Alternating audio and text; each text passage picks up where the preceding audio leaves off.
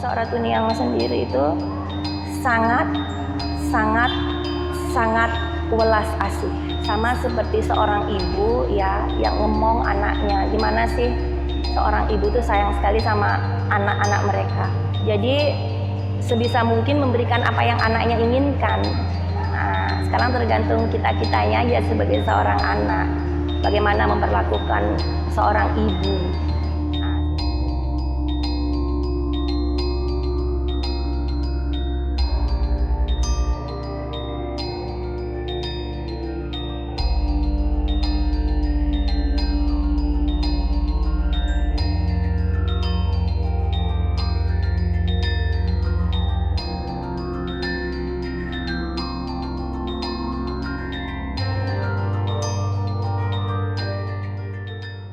Om Swastiastu, perkenalkan nama saya Ida Ayu Yulia Anggraini, saya biasa dipanggil Gek Yuli. Saya datang ke Pura Gria Tanah Kilap bersama kakak saya, Dayu Gek Ari. Kalau ceritanya nih ke tiang sebenarnya dari kecil, dari tiang kecil sudah sering diajak sama Aji tiang ke pura-pura. Terus dari kecil juga saya memang sudah sering diajak nangkil ke Pura Tanah Kilap, ke Pura Niki. Jadi tepatnya tahun 2018 yang pernah, kalau dibilang sakit tapi masih sadar. Cuman waktu itu kalau nggak salah sebulan saya merasakan bahwa saya ada di dunia yang berbeda. Seperti itu. Lalu nggak lama setelah itu, tahun 2019 saya datang ke pura ini lagi bersama dengan teman waktu itu. Nah, saya salah satu pengayah Driki yang bilang kepada tiang bahwa tiang harus melukat supaya nanti saya bisa menjalankan tugas saya seperti itu. Awalnya sih saya nggak percaya. Habis itu sakit lagi.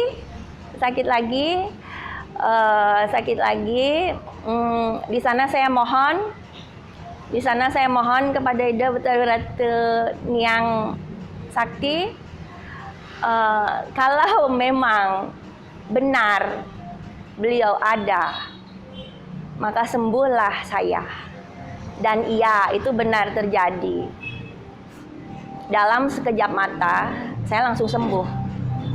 Waktu itu sakit kepala, pusing banget. Jadi dalam sekejap mata, langsung sembuh. Ya, mulai dari itu saya mulai percaya.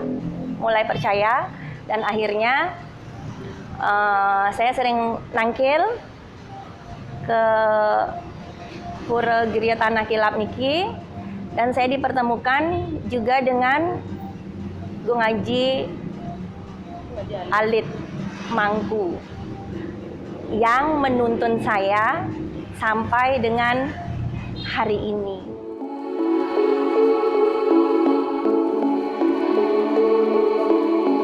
Kehidupan tiang dulu, kalau dari waktu masih muda, kalau masih muda, nakal iya,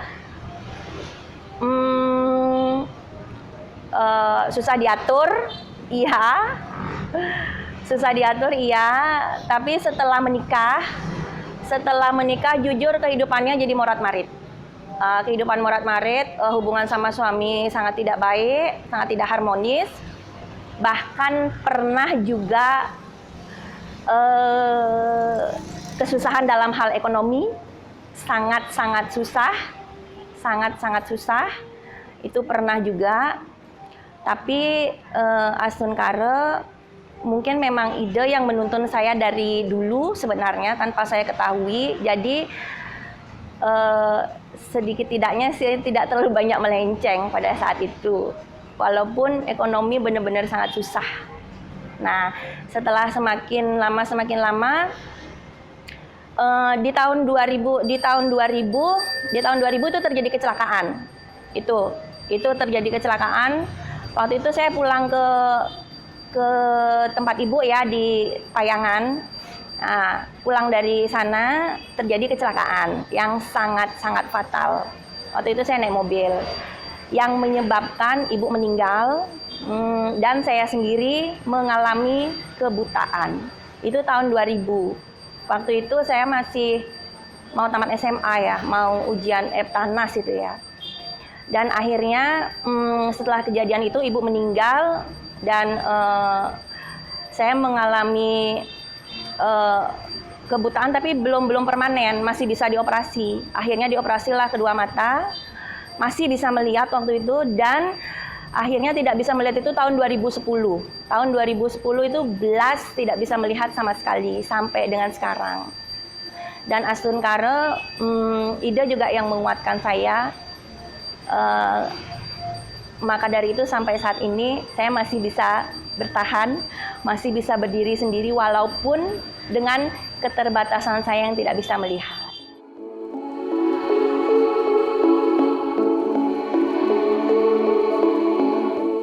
Tugas khusus yang dimaksud itu salah satunya banyak ya. Salah satunya itu kalau dulu sebelum ini saya kan pijat. Sebelum ini saya memang pijat, dengan pijat Astun Kare dengan kekuatan dari beliau, akhirnya mereka yang datang pijat itu sembuh. Itu awalnya saya pijat. Terus lama-lama sekarang akhirnya saya mengobati hanya dengan doa. Ya, dan itu pun saya hanya perantara saja, beliaulah yang menyembuhkan sebenarnya semua itu. Jadi seperti banyak sih kayak orang yang masalah problema rumah tangga, yang mungkin suaminya selingkuh, jadi dia harus kuat menjalani semuanya kayak apa. Terus ada juga yang anaknya yang susah diatur, atau yang suaminya yang bagaimana, ya menguatkan hati mereka juga. Biasanya yang datang menguatkan hati mereka, jadi menguatkan pikiran mereka gitu. Jadi penyembuhan di kami itu sebenarnya bukan tugas saya ya, tugas kita semua juga. Jadi orang yang sakit itu tidak hanya di raga, tapi di batin juga. Jadi batin pun harus ditenangkan, disembuhkan pikiran mereka. Jadi hal-hal yang seperti itu. Dan tugas saya juga biasanya mereka ada yang datang, mereka kurang paham dengan mungkin arti hidup mereka seperti apa. Seperti itu. Jadi saya juga kadang sharing dengan mereka dengan segudang prestasi saya selama saya masih proses saya yang kemarin itu. Jadi itu saya ceritakan, saya sharing kepada mereka. Jadi pengobatan saya itu ya di samping dengan doa, nganter mereka melukat juga ke sini, ke Pura Giri Tanah Kila. Terus penyembuhan secara batin juga, karena itu juga penting ya, itu juga perlu. Jadi tidak hanya di raga saja. Jadi penyembuhan di batin itu yang terpenting. Ya, pendekatan kepada mereka yang rata-rata mempunyai masalah pribadi, masalah rumah tangga. Itu kan banyak sekarang. Apalagi kondisi seperti ini.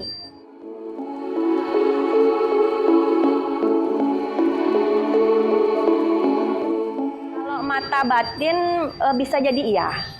Ya, kalau mata batin bisa jadi iya. Kenapa bisa begitu? Karena kalau menurut saya ya, kalau mata batin itu susah dijelaskan karena itu hanya bisa dirasa. Karena itu nggak bisa dijelaskan dengan kata-kata ataupun nggak bisa dilihat dengan mata biasa. Seperti itu. Jadi kalau menurut saya ya itu salah satu dari mata batin. Ya karena kalau menurut saya semua orang sih sebenarnya punya mata batin. Kalau kita bisa melihat kesengsaraan seseorang, kepedihan seseorang, itu kan yang kita lihat batin mereka. Itu nggak bisa dilihat dengan mata kita. Itu harus dilihat dengan mata hati kita. Seperti itu. Kalau kita mempunyai mata batin, saya rasa semua orang mempunyai mata batin. Hanya peka nggak mereka, itu aja. Peka nggak mereka. Sebenarnya punya mata batin itu belum tentu lebih hebat dari mereka yang nggak punya mata batin, nggak gitu juga. Sekarang peka nggak mereka untuk merasakan keberadaan seseorang, merasakan hati seseorang. Coba deh kita sekali-sekali jadi mereka. Jangan hanya menjudge seseorang, misalnya ada orang yang istrinya selingkuh, oh gini, oh nggak boleh, kayak itu, jangan kayak gitu. Jadi coba kalau kita sekali-sekali jadi mereka, kayak apa sih? Nah, kayak gitu. Jadi kalau menurut saya mata batin itu semua orang punya, cuman peka nggak kita, itu aja. Peka atau enggak dengan keberadaan seseorang, dengan kesengsaraan seseorang, kesedihan seseorang, masalah seseorang, seperti itu. Dan juga kalau menurut saya penyembuhan itu juga salah satunya, kalau di kami itu ada kelembutan hati. Kelembutan hati itu yang paling utama. Kelembutan hati. Jadi kalau hati kita udah lembut, secara otomatis kita pasti bisa menyembuhkan diri sendiri dan menyembuhkan orang lain juga.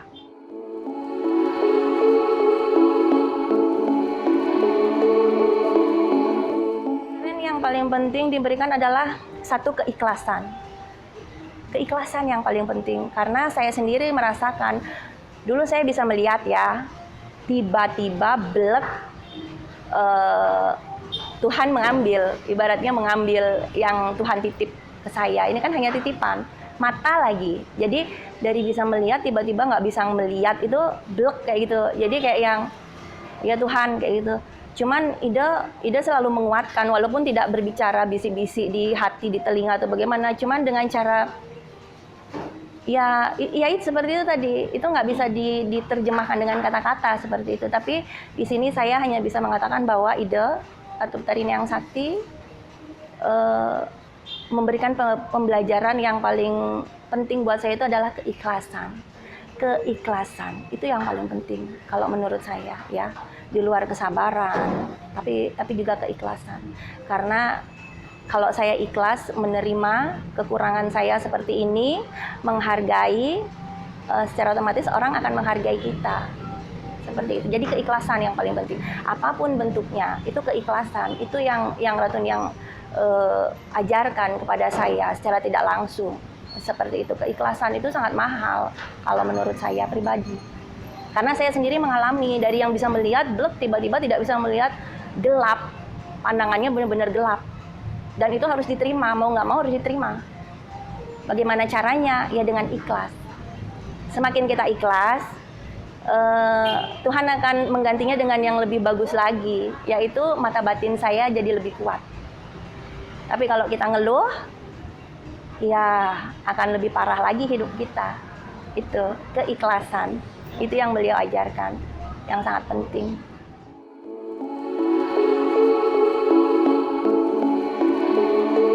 Kalau menurut saya, sosok Ratu Niang sendiri itu sangat